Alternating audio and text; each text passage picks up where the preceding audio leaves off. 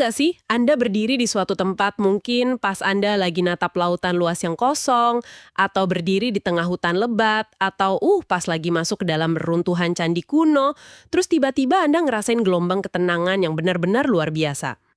Kayak ngerasa damai banget gitu ya. Nah iya benar, rasanya tuh bulu kuduk merinding, napas jadi lebih lambat, dan segala kecemasan di kepala kayak ngabur gitu aja. Anda mungkin mikir itu cuma perasaan emosional yang puitis aja kan? Ya semacam reaksi psikologis gara-gara Anda lagi liburan. Ya itu kan asumsi default kita sih. Kita selalu mikir kalau pengalaman kayak gitu tuh sepenuhnya ada di ranah psikologi atau ya sekedar sugesti diri sendiri aja. Tepat. Tapi gimana kalau saya bilang sains modern sekarang mulai ngebuktiin sesuatu yang jauh lebih gila?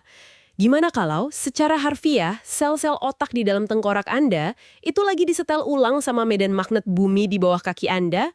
Itu premis yang luar biasa sih kan? Kan? Makanya, selamat datang di sesi eksplorasi mendalam kita hari ini. Buat Anda yang lagi dengerin, misi kita kali ini tuh mau ngebongkar tumpukan sumber yang benar-benar beragam. Kita bakal bahas arsitektur kuno, fisika kuantum, neuroscience, sampai tradisi spiritual dunia. Dengan satu tujuan utama ya. Bener, tujuannya satu. Kita pengen paham kenapa dan gimana tempat-tempat tertentu di bumi ini punya efek yang begitu mendalam, nyata, dan bahkan bisa diukur secara medis pada tubuh manusia. Dan yang paling bikin takjub dari sumber-sumber kita hari ini adalah gimana instrumen modern kayak alat pemindai gelombang otak dan magnetometer itu mulai ngekonfirmasi apa yang sebenarnya udah diketahuin secara intuitif sama leluhur kita ribuan tahun yang lalu. Oh wow, jadi sains baru mulai ngejar ketertinggalan ya? Bener banget, ternyata biologi manusia dan geografi planet ini tuh berinteraksi terus-menerus. Kita ini bukan sekedar pengamat yang berdiri di atas bumi, tapi tubuh kita benar-benar beresonansi sama lingkungan kita. Beresonansi, itu kata kunci yang bagus banget. Tapi, sebelum kita masuk ngebahas pemindai otak sama elektromagnetisme modern, mari kita mundur sebentar ke masa lalu deh. Oke, ke sejarahnya dulu ya. Iya. Gimana sih manusia pertama kali nyoba mahamin koneksi antara tempat-tempat penting di bumi ini? Kalau kita baca literatur sejarah atau esoterik, kita pasti sering banget nabrak konsep yang namanya garis ley atau ley lines. Ah iya, garis ley. Ini konsep yang punya sejarah lumayan aneh sebenarnya. Gagasan ini pertama kali diajuin tahun 1920-an sama seorang ahli barang antik dari Inggris, namanya Alfred Watkins. Waktu dia ngamatin peta geografis, Watkins ngerasa ngeliat ada semacam garis lurus imajiner yang melintasi landscape Inggris. Garis ini kayak ngehubungin berbagai struktur bersejarah, formasi batu kuno, sampai puncak-puncak bukit. Tapi awalnya kan Watkins nggak mikir ke arah yang mistis-mistis gitu kan. Dia cuma nganggap, ini mungkin murni rute perdagangan kuno aja atau jalur navigasi garis lurus yang dibikin masyarakat zaman dulu buat bepergian. Betul, murni praktis. Tapi ya tetap aja, teori itu ditolak mentah-mentah sama para arkeolog saat itu.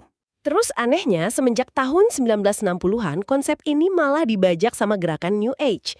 Tiba-tiba garis ley ini nggak lagi dilihat sebagai jalan setapak, tapi malah dianggap sebagai jaringan energi kosmik raksasa. Atau lebih gilanya lagi, dibilang panduan navigasi buat pesawat alien. Lompatannya jauh banget ya. Dari teori rute pejalan kaki jadi fiksi ilmiah ekstraterestrial. Nah, oke, mari kita bedah ini. Sebagai orang yang lumayan skeptis, saya harus nekan rem di sini. Apakah konsep narik-narik garis lurus antar situs ini bukan sekedar fenomena pareidolia aja? Maksudnya, otak kita nyari-nyari pola yang sebenarnya nggak ada. Padahal itu cuma uap air, acak. Bukannya kita cuma maksain narik garis lurus di peta buat ngecocokin bangunan yang sebenarnya dibangun di era yang beda-beda. Lagian, secara geografis, jalan kaki ngikutin garis lurus di wilayah perbukitan itu bener-bener nggak logis dong. Skeptisisme Anda itu sangat beralasan sih. Dan itu emang sepenuhnya sejalan sama konsensus arkeologi modern. Dari sudut pandang sains murni, kalau kita narik garis di peta yang isinya ribuan situs bersejarah, secara statistik, ya pasti bakal ada beberapa yang kebetulan ngebentuk garis lurus. Jadi cuma kebetulan matematis ya? Iya. Makanya mayoritas ilmuwan masukin garis ley ini ke kategori pseudo-arkeologi. Tapi, hal yang menakjubkan di sini adalah, meskipun garis imajiner antar situs itu mungkin gak nyata, arsitektur di dalam situs-situs kuno itu sendiri seringkali nyimpen akurasi matematis dan kosmik yang sangat-sangat nyata. Oh, paham. Jadi fokus kita harusnya bukan nyari garis di ruang kosong antar bangunan, tapi ngelihat geometri bangunan itu sendiri. Persis. Kalau kita pengen lihat bukti nyata gimana manusia kuno nyingkronin diri mereka sama alam semesta, kita nggak usah repot narik garis di Inggris.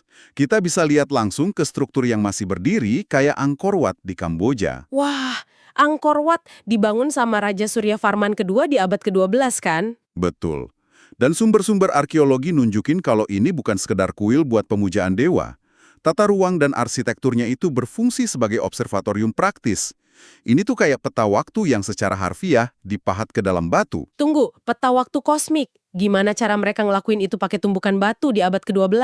Mereka pakai satuan ukur lokal yang namanya hasta Kamboja. Panjangnya sekitar 0,435 meter. Nah, lewat pengukuran yang presisi banget, arsitek Angkor Wat ini memetakan siklus yuga. Yuga itu zaman dunia dalam kosmologi Hindu kan? Ya, ada 4 zaman, Kali, Dwapara, Treta, dan Krita Yuga, yang durasinya ratusan ribu sampai jutaan tahun. Dimensi dari parit luar, jalan masuk, sampai ke pusat kuilnya itu, punya proporsi panjang yang persis mencerminkan angka-angka kosmik ini. Misalnya nih, lebar paritnya itu 439,78 hasta, yang mewakili 432.000 tahun kali Yuga. Sebentar. Berarti rancangannya dibikin sengaja supaya pas orang jalan masuk ngelintasin jembatan menuju tengah kuil, mereka secara simbolis lagi jalan mundur ngelewatin jutaan tahun sejarah alam semesta. Dari era kekacauan balik ke titik penciptaan. Secara filosofis, iya. Begitulah cara mereka memanipulasi kesadaran pengunjung pakai tata ruang. Tapi, ada metrik astronomi lain yang jauh lebih gila. Apa tuh? Menara pusat kuilnya punya dimensi yang unik. Sumbu eksternalnya dari timur ke barat itu 189 hasta. Terus dari utara ke selatan itu 176,37 hasta. Oke, biar saya hitung bentar. 189 ditambah 176,37, itu hasilnya sekitar 306,57. Hari dalam setahun kan? Bener. Tapi pertanyaannya, kenapa mereka ngebagi angka itu jadi 2 bagian yang asimetris? Kenapa nggak dibikin simetris aja sekalian biar rapi? Iya ya, kenapa asimetris? Disinilah letak kejeniusan arsitek kuno ini. Mereka diduga dapat panduan dari teks Weda kuno, kayak Satapatha Brahmana. Mereka tahu kalau bumi kita ini nggak ngorbit matahari dalam lingkaran yang bulat sempurna. Orbit elips. Tepat, orbit kita lonjong. Jadi kecepatan bumi pas ngelilingi matahari itu bervariasi. Jarak waktu dari titik balik musim semi ke musim gugur itu makan waktu lebih lama dibandingin setengah orbit baliknya. Ya ampun, biar saya cerna dulu ini. Jadi mereka tahu orbit tata surya kita itu asimetris, tahu persis hitungan harinya, terus mereka sengaja bikin dinding kuilnya mencong atau asimetris buat niru pergerakan elips bumi. Iya, mereka rela merusak kesempurnaan simetris bangunan mereka supaya bisa selaras sama asimetri alam semesta. Mereka mematerialisasikan hukum fisika tata surya ke dalam ruang yang bisa dimasukin manusia. Itu, benar-benar luar biasa sih. Kalau Angkor Wat pakai tata ruang buat mainin persepsi kita tentang waktu, ini ngebuka logika baru buat saya. Apa mungkin budaya kuno lain melangkah lebih jauh? Kayak, bisa nggak arsitektur kuno itu dirancang buat memfokuskan energi fisik? Kita nggak perlu berteori terlalu jauh buat jawab itu sih. Jurnal Fisika Arus Utama baru-baru ini mulai ngarahin alat canggih mereka ke Piramida Agung Giza di Mesir. Dan hasilnya sukses merusak paradigma tradisional kita. Ah iya, saya ingat baca bagian sumber ini. Ada studi baru di sebuah jurnal fisika terapan. Tapi mari kita perjelas metodenya dulu deh, biar pendengar nggak bingung. Mereka pakai teknik muografi arkeologis. Buat Anda dan saya yang bukan fisikawan kuantum, ini kedengarannya kayak sihir. Iya, emang namanya agak intimidatif. Tapi simpelnya gini, bayangin ini kayak mesin ronsen, tapi skalanya kosmik. Daripada nembakin radiasi buatan, ilmuwan pakai partikel alami dari luar angkasa yang namanya muon. Partikel yang emang udah ngehujani bumi terus-menerus kan? Bener. Partikel ini bisa nembus benda padat. Nah, dengan ngelacak gimana partikel ini melambat atau berbelok pas ngelewatin batu-batu piramida, ilmuwan bisa memetakan ada ruang kosong atau kepadatan apa aja di dalam situ, tanpa perlu bongkar satu batu pun. Elegan banget metodenya.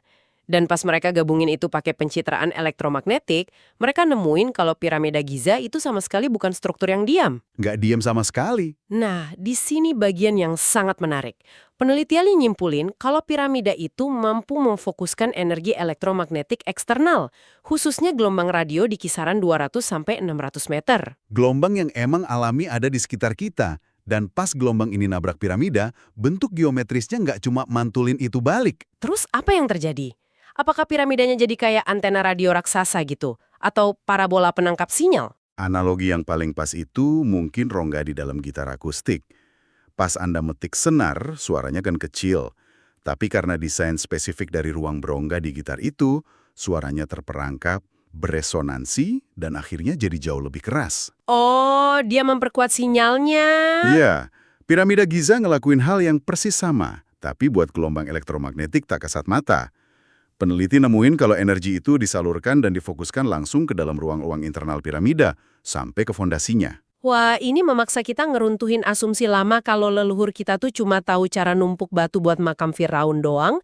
Mereka nyatanya ngerancang mesin resonansi murni. Betul, tingkat literasi mereka soal tata ruang dan fisika ambien itu canggih banget. Dan ini kan nimbulin teka-teki baru. Kalau manusia bisa bikin struktur buatan yang sinkron sama hukum energi alam semesta, gimana dengan formasi alamnya itu sendiri? Maksudnya lanskap alami. Iya, apakah leluhur kita sadar kalau beberapa bentang alam itu emang secara alami bertindak sebagai ruang resonansi? Jelas mereka sadar dong. Dan, ini bukan cuma soal sejarah masa lalu. Perlindungan terhadap geografi spiritual ini sampai diakui secara hukum di birokrasi modern kita loh. Kasus Gunung Shasta di California itu contoh nyatanya. Ah iya, ini tentang mega proyek pariwisata di akhir 90-an ya? Benar banget. Jadi, ada proyek resort ski masif, namanya Ski Bowl, yang mau dibangun di lereng Gunung Shasta. Secara ekonomi, itu ladang cuan yang gila banget. Tapi di tahun 1998, Dinas Kehutanan Amerika ngelakuin evaluasi. Dan mereka ngebatalin seluruh izin proyeknya. Batal total. Batal. Kenapa? Karena area itu, khususnya Panther Meadow, diakui secara legal sebagai ruang suci yang secara aktif dipakai sama suku-suku asli sana. Kayak suku Pitt River, Karuk, Shasta, Wintu. Wah, membatang proyek komersial demi ngejaga spiritualitas gunung, itu kemenangan hukum yang langka banget loh. Saya dengar mereka sampai ngusulin 150.000 hektar, gunung itu masuk ke daftar tempat bersejarah nasional sebagai distrik kosmologis. Bener. Dan kalau kita lihat nyebrang ke benua lain, fenomena menghargai lanskap ekstrim ini ada di mana-mana. Di wilayah Andes Peru misalnya, masyarakat di sana nggak ngelihat gunung cuma sebagai bongkahan batu. Mereka nyebut roh pelindung gunung itu sebagai Apus. Ah iya, Apus, roh gunung maskulin yang bekerja bareng Pachamama atau Ibu Pertiwi. Dan hubungan mereka diatur sama hukum fundamental yang disebut Aini. Aini ini hukum timbal balik kan? Iya, hukum resiprositas yang suci. Anda ngambil dari bumi, Anda harus ngasih balik. Orang-orang di sana sampai dipandu sama dukun buat pakai tanaman tradisional kayak ayahuasca atau wacuma. Tujuannya bukan buat halusinasi, tapi buat ngeruntuhin ego supaya bisa terkoneksi benar-benar dalam sama lanskap itu. Dan, ngomong-ngomong soal nyari pencerahan di lanskap ekstrim, pola ini berulang lagi di belahan bumi lain, di Rishikesh, India. Tempat di mana kaki pegunungan Himalaya ketemu sama arus deras Sungai Gangga. Secara geografis, itu nyiptain pusaran energi alam itu. Makanya tempat itu narik para yogi selama ribuan tahun. Dari zaman Adi Shankaracharya di abad ke-8 sampai The Beatles di tahun 1968 juga nyari pencerahan ke sana. Sekarang Rishikesh sampai diakui sebagai ibu kota yoga dunia. Kalau kita hubungkan ini dengan gambaran besarnya ya, ada pola universal. Entah itu suku di Amerika Utara, masyarakat Andes di Peru, atau yogi di India. Manusia tuh secara intuitif selalu nyari geografi tertentu. Gunung tinggi, lembah, pertemuan sungai. Untuk memfasilitasi transformasi emosional mereka. Tapi kita tiba di pertanyaan yang paling krusial nih. Kenapa? Kenapa kita bereaksi begitu kuat sama tempat-tempat ini? Jujur, saya kadang masih curiga. Curiga gimana? Ya, jangan-jangan ini murni sugesti psikologis aja. Kayak efek placebo. Saya lagi di Gunung Shasta. Orang-orang bilang ini suci. Ya otomatis otak saya memproduksi hormon relaksasi. Atau emang ada penjelasan biologi kerasnya? Menariknya, sains perlahan-lahan mulai mengeliminasi argumen placebo itu. Data paling kuat yang kita punya tuh dari penelitian insinyur namanya Ben Lotry yang meneliti efek Sedona. Sedona di Arizona ya, yang terkenal sama batu merahnya itu. Betul. Area itu kan emang sering diklaim punya titik vortex atau pusaran energi. Nah, Lotry ini ke sana nggak bawa menyan atau kristal. Dia bawa peralatan sains berat. Dia bawa magnetometer buat ngukur anomali bumi dan alat EEG buat ngebaca gelombang otak manusia secara real time. Wah, pendekatan empiris murni nih. Apa hasilnya? Dia nemuin kalau geologi Sedona itu dipenuhi sama oksida besi yang peka banget sama magnet. Tempat itu benar-benar bertindak kayak lensa magnetik alami. Lotry ngerekam fluktuasi medan geomagnetik lokal yang berubah mendadak. Terus efeknya ke otak manusia gimana? Nah, ini yang bikin merinding. Setiap kali magnetometernya ngedeteksi pergeseran tajam di medan magnet bumi, gelombang otak subjek yang lagi berdiri di situ seketika mengalami sinkronisasi.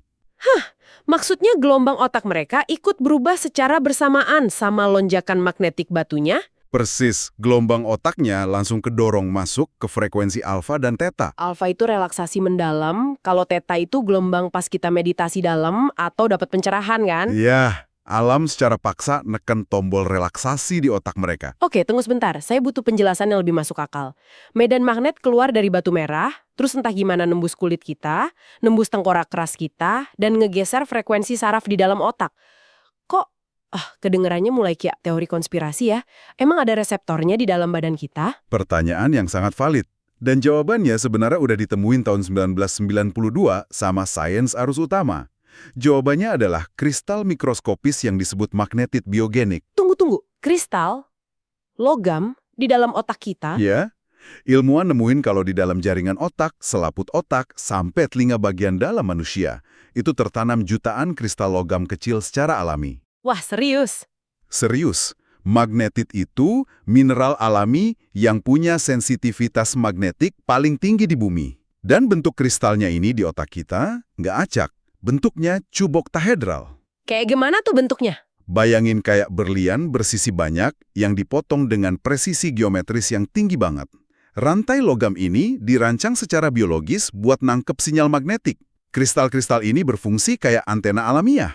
Jadi Anda bilang di dalam kepala saya sama Anda sekarang ini ada jutaan partikel logam yang terus-terusan meraba-raba sinyal dari luar. Kayak antena Wi-Fi organik gitu. Tepat banget. Mereka bertindak sebagai transducer. Mereka nangkep energi tak kasat mata dan mengubahnya jadi sinyal biologis. Nah, sinyal utama yang mereka tangkap itu adalah denyut nadi planet kita sendiri yang dikenal sebagai resonansi Schumann. Resonansi Schumann. Iya, karena ada sambaran petir ribuan kali setiap detik di seluruh dunia, rongga antara permukaan bumi dan ionosfer itu bergetar konstan. Getaran rata-ratanya ada di frekuensi 7,83 Hz. Sebentar, 7,83 Hz. Itu kan batas frekuensi antara gelombang otak theta dan alfa manusia. Nah itu dia, otak kita berevolusi di dalam lautan frekuensi bumi ini. Di tempat kayak Sedona, Shasta, atau Andes, geologi lokalnya memperkuat medan magnet bumi itu. Jutaan kristal di otak Anda ikut bergetar, dan getaran ini mengubah sinyal geomagnetik jadi perubahan kimiawi yang bikin damai. Ya ampun, pantesan. Jadi pas orang-orang sampai nangis karena ngerasa damai banget di tempat suci, mereka nggak lagi mensugesti diri sendiri. Magnet di otak mereka lagi diselaraskan ulang sama denyut jantung bumi. Betul. Mereka benar-benar lagi dicolokkan ke stop kontak biologis planet ini. Sel-sel otak Anda yang lagi mendesah lega karena akhirnya balik ke frekuensi rumahnya. Tapi, ini nyisain satu masalah praktis nih.